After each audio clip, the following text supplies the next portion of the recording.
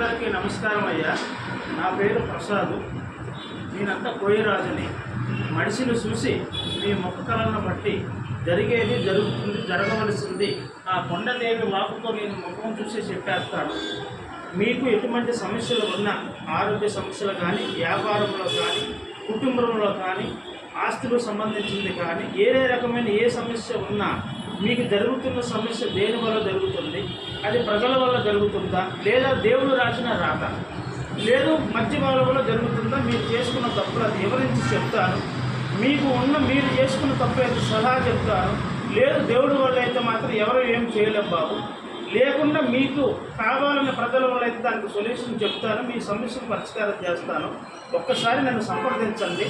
మా ఆఫీసు రంగరౌసులో ఉన్నాను, ఇక్కడే ఉంటున్నాను. ఒక్కసారి నన్ను సంప్రదిస్తే మీకు ఎటువంటి సమస్యలు ఉన్నా పూర్తిగా నేను దాన్ని తీసేస్తాను.